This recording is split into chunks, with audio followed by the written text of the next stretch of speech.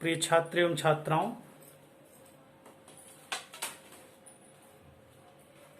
BA प्रथम वर्ष के समस्त छात्र छात्राओं को आज मैं राजनीति विज्ञान की प्रथम क्लास लेकर आया हूं। इस क्लास में आपको हम बताएंगे कि राजनीति विज्ञान क्या है,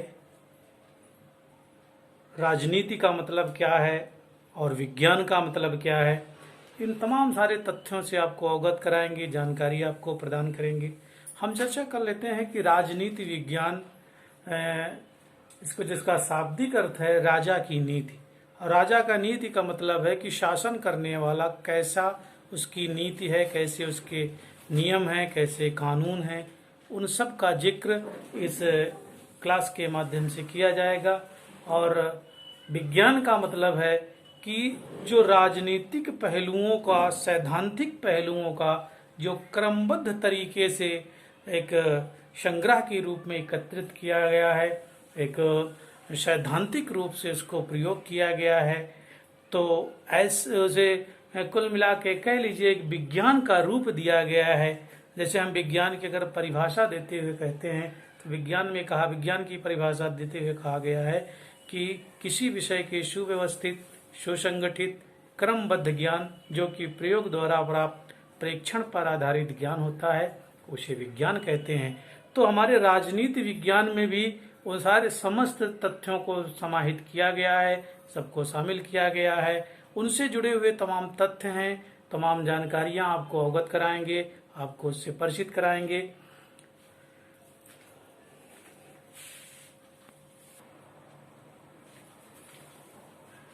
तो जैसा हम चर्चा करते हैं, देखते हैं कि वर्तमान परिस्थितियों में कहा गया है कि वर्तमान काल में मनुष्य के राजनीतिक क्रियाकलापों तथा राजनीतिक संस्थाओं से संबंधित विषय को राजनीति विज्ञान कहा जाता है। इसके अंतर्गत अगर हम निम्न विद्वानों की चर्चा करें, निम्न विद्वानों के पहलुओं का अध्ययन करें, तो देखते हैं कि अनेक विचारकों ने अपनी अपनी पुस्तक के माध्यम से ये प्रदर्शित करने का प्रयास किया है। चाहे अरस्तु हो, अरस्तु को हम इस रूप में देखते हैं कि अरस्तु को राजनीति विज्ञान का पिता कहा गया है। अरस्तु के गुरु प्लेटो, उन्हें राजनीति का एक महान दार्शनिक के रूप में उनकी संज्ञा दी गई, उनको संज्ञा से नवाजा गया है। और उनके गुरु सुकरात, जिसे प्राचीन राजनीति विज्ञान का एक महान नायक के रूप में जाना जाता है। तो ये हम कह लीजिए राजनीति विज्ञान के तहत उन तमाम सैद्धांतिक पक्षों का भी अध्ययन करेंगे, व्यवहारिक पक्षों का भी अध्ययन करेंगे और देखेंगे कि राजनीति विज्ञान कितना प्रभावशाली है, कितना उसका प्रभाव है। जब हम इसके पहले इंटर लेवल पे अगर आप देखते हैं तो इसे नागरिक शास्त्र के रूप में इस विषय को जाना जाता था, जिसका अर्थ होता है सिविक्स और सिविटाक्स से मिलकर वो नागरिक शास्त्र का निर्माण होता है, नागरिक शास्त्र बनता है। इसका साधारण अर्थ होता है नगर एवं राज्य। तो यहाँ पर भी राजनीति विज्ञान का मतलब है कि नगर एवं राज्य में किस प्रकार से शासन व्यवस्थाएं होंगी, किस प्रकार से शासक होगा, किस प्रकार से उसकी नीति होगी, कौन से नीति उसकी सदुपयोगी होगी और कौन सी नीति खतरनाक सिद्ध हो सकती है। इन तमाम सारे पहलुओं का हम अध्ययन इस क्लास के माध्यम से आप तक करेंगे, आपको पहुंचाएंगे। आइए देखते हैं कि राजनीति विज्ञान से जुड़े हुए कुछ तथ्य आपके सामने हैं जो प्रमुख विचारकों ने अपनी अपनी पुस्तकें लिखी हैं। वो पुस्तकें कौन कौन सी हैं जिसको हम इस रूप में देख सकते हैं। तो सबसे पहले अगर हम चर्चा करें तो अरस्तु की प्रसिद्ध पुस्तक है, अरस्तु की प्रसिद्ध पुस्तक पॉलिटिक्स है, अरस्तु ने एक पॉलिटिक्स नामक किताब की रचना की है और जिसे हिंदी में राजनीति कहा गया है। और लास्की की जो प्रसिद्ध पुस्तक है वो ग्रामर ऑफ पॉलिटिक्स है और विल्सन जैसे विद्वान ने प्रिंसिपल ऑफ पॉलिटिक्स नामक पुस्तक की रचना की है। तो इस आधार पर हम देख सकते हैं कि इन निम्नलिखित विद्वानों ने अपने अपने आधार पर एक नई रचनाओं का जिक्र किया, रचनाएं किया। उसमें उन्होंने अपने अपने सिद्धांतों को प्रदर्शित किया, रखा। जैसे कि महान विचारक के रूप में लास्की का नाम आता है, जिन्होंने ग्रामर ऑफ पॉलिटिक्स लिख डाली। राजनीति विज्ञान की कह सकते हैं भाषा क्या है, उसके विचार क्या हैं, वो तमाम सारी चीजें हैं।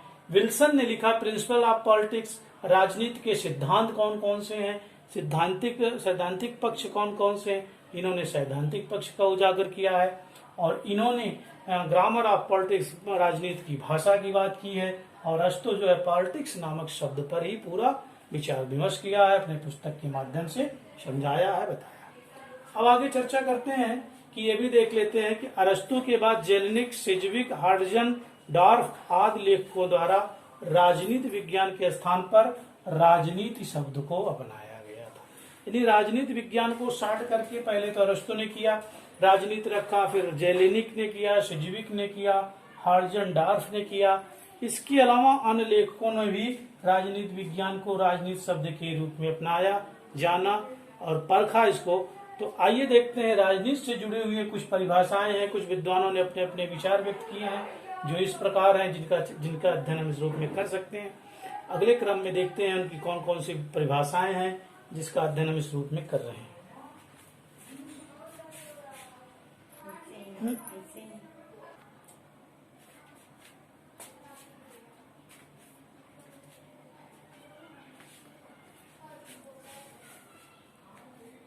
आइए हम चर्चा करते हैं कि राजनीति विज्ञान को परिभाषित करते हुए निम्न विद्वानों ने अपने विचार किस प्रकार से दिए हैं, कौन कौन से विचार हैं, उस विचार के माध्यम से हम क्या जानकारी प्राप्त करते हैं, जिनकी चर्चा इस रूप में की जाती है। राजनीति विज्ञान की परिभाषा को निम्न विचारकों ने अपने अपने मतानुसार प्रदर्शित किया है, अपने अपने मतानुसार देने का प्रयास किया है, जिसमें प्रोफेसर जेन्स के अनुसार है कि राजनीति अध्ययन का वह विषय है जो राज्य और सरकार का अध्ययन करती है। अर्थात कहने का मतलब प्रोफेसर जेन्स के अनुसार कि राजनीति अध्ययन का वह विषय है जिसमें राज्य और सरकार दोनों का अध्ययन किया जाता है। राज्य की शासन व्यवस्था कैसे होगी, उसमें जो सरकार कार्य कर रही वो कार्य कैसे कर रही है, किस प्रकार से शासन कर रही, उन सब का अध्ययन इस राजनीति विज्ञान के अंतर्गत किया जाता है। ठीक। रॉबर्ट के अनुसार राजनीति मानव समुदाय पर शासन करने की कला और व्यवहार है। रॉबर्ट जैसे विद्वान मानते हैं कि राजनीति मानव समुदाय पर अर्थात मनुष्य का जो समुदाय है उस पर किस प्रकार से शासन किया जाएगा, ऐसी कौन सी विधि है, ऐसी कौन सी कला और व्यवहार है जो उनको प्रभावित करती है और उन पर शासन करने का कार्य करती है। हर्बर्ट जे स्पीरो के अनुसार राजनीति वो प्रक्रिया है जिसके आधार पर मानव समुदाय अपनी समस्याओं को सुलझाने का प्रयत्न करता है। कहने का मतलब यह है कि राजनीति विज्ञान के अंतर्गत जो विद्वानों ने अपने अपने विचार प्रस्तुत किए हैं उसमें साफ साफ दर्शाया है कि राजनीति किस प्रकार से लोगों पर शासन करने का कार्य करती है और राजनीति के अंतर्गत जो प्रशासक होते हैं, संवैधानिक जो प्रमुख सलाहकार होते हैं, कार्यपालिका के प्रमुख होते हैं, वो किस प्रकार के से शासन करते हैं, वो एक कला और व्यवहार के रूप में देखा जाता है, समझा जाता है। ठीक। तो हमने देखा कि राजनीति विज्ञान का अर्थ एवं परिभाषा हमने आपको संदर्भित किया, बताया। आइए चर्चा करते हैं, राजनीति विज्ञान की विशेषताओं पर चर्चा करते हैं और उसका जिक्र करते हैं कि राजनीति की प्रमुख विशेषताएं कौन कौन सी हैं, उसका उल्लेख किस रूप में किया गया है।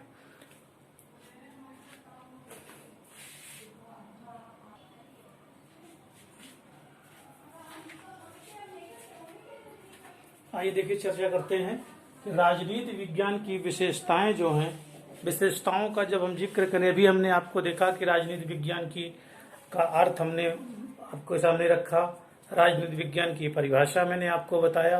अब आइए राजनीति विज्ञान के प्रमुख विशेषताएं कौन कौन सी हैं, उनका किस रूप में जिक्र किया जाता है, उन सब की चर्चा हम इस क्लास के माध्यम से करते हैं। सबसे पहले ये देखते हैं कि राजनीति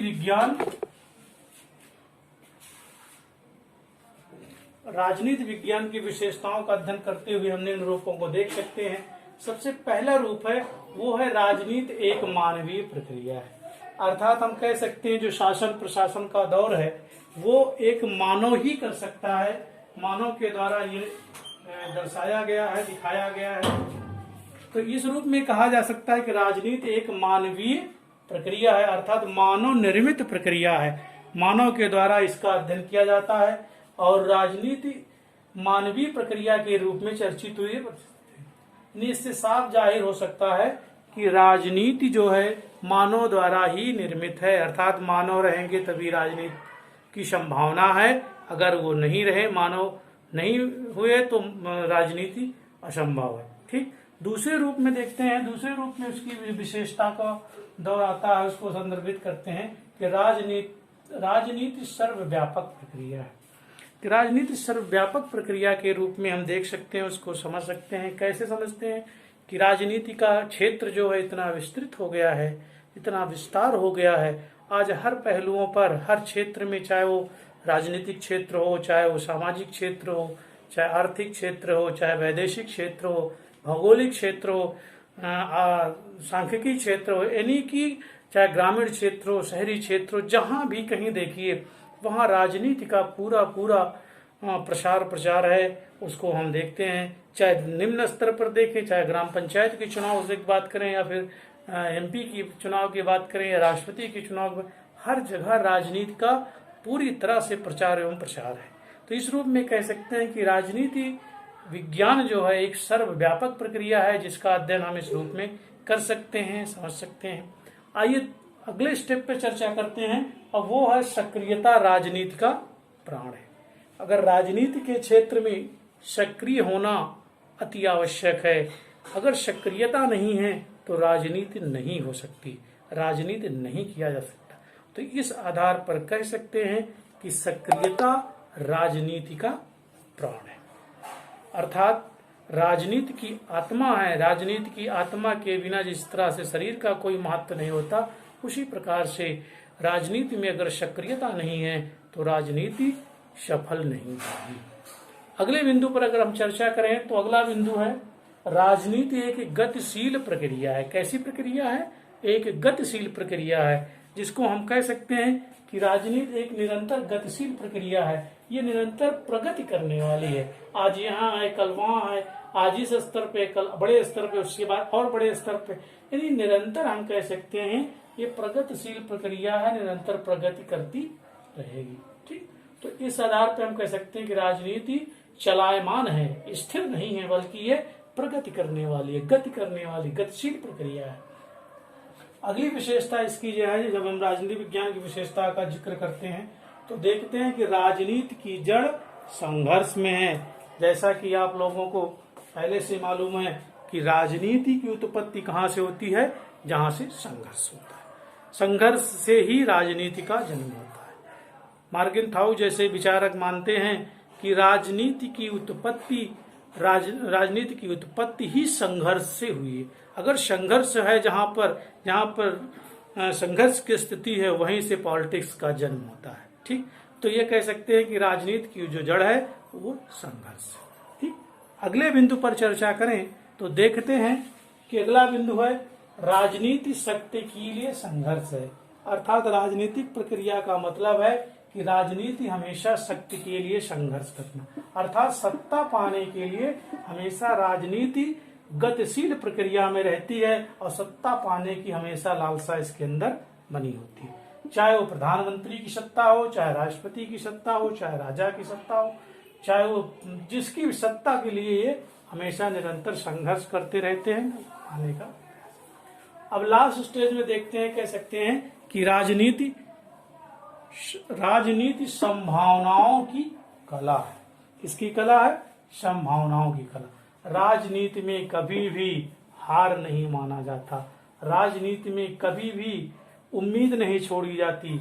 राजनीति में हमेशा संभावनाएं बरकरार रहती, हमेशा संभावनाएं बनी रहती, लालसा हमेशा बनी रहती है, उम्मीद हमेशा बनी रहती है। ठीक, तो इस आधार पर हमने राजनीति की विशेषताओं का जिक्र आप सबके सामने किया है और हमने देखा कि राजनीति विज्ञान का अर्थ क्या है, राजनीति विज्ञान की परिभाषा किस रूप में दी गई है और राजनीति विज्ञान की विशेषताओं का अध्ययन किस रूप में किया है।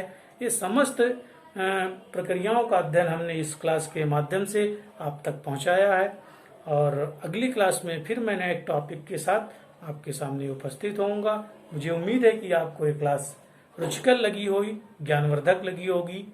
और अगले क्लास के लिए फिर मैं एक नए वीडियो के साथ आपके सामने उपस्थित होऊंगा। तब तक के लिए धन्यवाद।